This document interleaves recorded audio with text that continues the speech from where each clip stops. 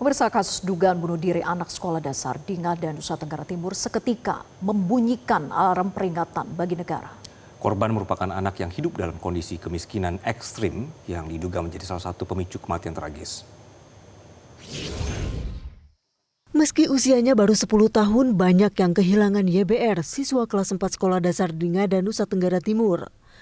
Entah luka apa yang ada dalam batinnya hingga korban mengakhiri hidupnya dengan tragis. Keluarga mengenal korban sebagai anak yang tidak pernah mengeluh dan berprestasi di sekolah. Hanya saja tiap pulang sekolah, korban sering mengeluh lapar. Kalau dengan saya tidak hanya minta makan, kalau omanya tidak ada dan minta saya makan. Dia selalu ranking. Dia selalu ranking? Iya, ranking 3. Ranking 3? Iya, lebih 3 kalau kurang 2. Di sekolah, ruang kelas tempat korban menimba ilmu kini sepi. Tidak ada lagi keceriaan seperti biasanya.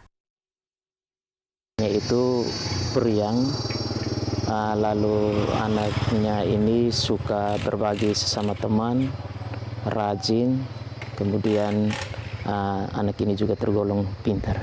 Pelajaran yang paling menonjol itu biasanya dapatnya di IPAS, kemudian dengan matematika.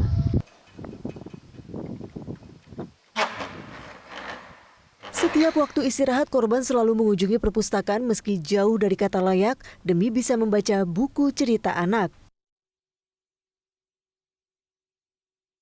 Dia itu setiap kali istirahat selalu saja ke perpustakaan untuk baca buku. Baca buku. Dia selalu sempatkan diri ke perpustakaan. Dari pagi sampai siang, kalau ada misalnya ada waktu kosong di kelas, pasti ke perpustakaan untuk baca buku. Buku apa yang dia senang baca? Buku cerita. Buku cerita. Gubernur Nusa Tenggara Timur merasa tertampar bahkan mengaku gagal hingga muncul kasus kematian tragis siswa SD di Kabupaten Ngada ini. Ini sangat menampar kami, Mbak Sylvia. Saya tidak pernah menyangka bahwa di NTT akhirnya ada peristiwa ini. Itu masih ada perbaikan-perbaikan yang harus kita sempurnakan terus-menerus untuk menangani orang miskin di NTT dan saya pikir di negeri ini. Keluarga miskin di NTT memang tidak sedikit, seperti keluarga YBR ini dan keluarga di NTT cukup banyak. Saya pikir di Republik ini juga cukup banyak.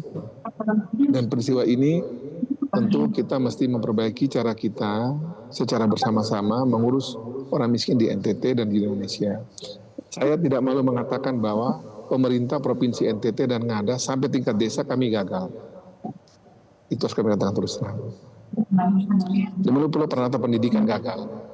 Pranata sosial gagal, agama gagal, adat gagal. Semua kami gagal. Sampai ada kemudian harus yang mati seperti ini. Psikolog menilai anak dari keluarga miskin rentan mengalami tekanan berlapis, mulai dari pengabaian emosi hingga muncul perasaan rendah diri dan depresi. Seseorang yang memang mungkin sedang mengalami tekanan dalam hidupnya, ini memang terjadi. Khususnya di daerah-daerah atau dari keluarga miskin.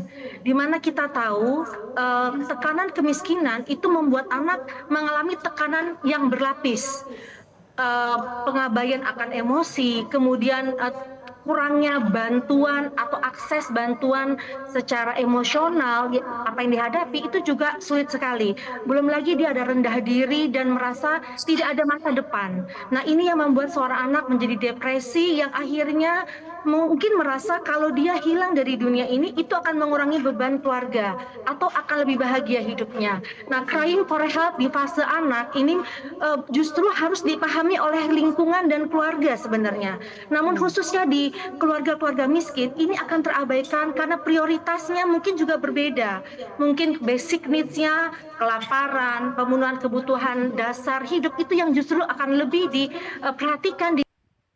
Korban diketahui telah ditinggalkan sang ayah sejak dalam kandungan. Sedangkan sang ibu harus bekerja sebagai petani dan buruh serabutan untuk menafkahi 5 anak, termasuk korban. Namun untuk membantu finansial, korban diminta untuk tinggal bersama neneknya yang berusia 80 tahun. Keduanya bergantung pada hasil kebun untuk makan. Korban sehari-hari membantu sang nenek berjualan sayur, ubi, dan kayu bakar. Walaupun tidak makan beras, dan ubi, pisang, dia selalu simpan dia punya anak cucu itu. Sayang sekali dia punya anak cucu. Berita Berita ini tidak bertujuan untuk menginspirasi tindakan bunuh diri. Jika Anda pernah merasakan gejala krisis emosional, merasakan kecenderungan bunuh diri, atau mengenal orang-orang dalam kondisi itu, jangan ragu berkonsultasi kepada ahlinya. Dari Bajawa, Nusa Tenggara Timur, Ignas Kunda, Metro TV. Jelajahi cara baru mendapatkan informasi. Download Metro TV Extend sekarang.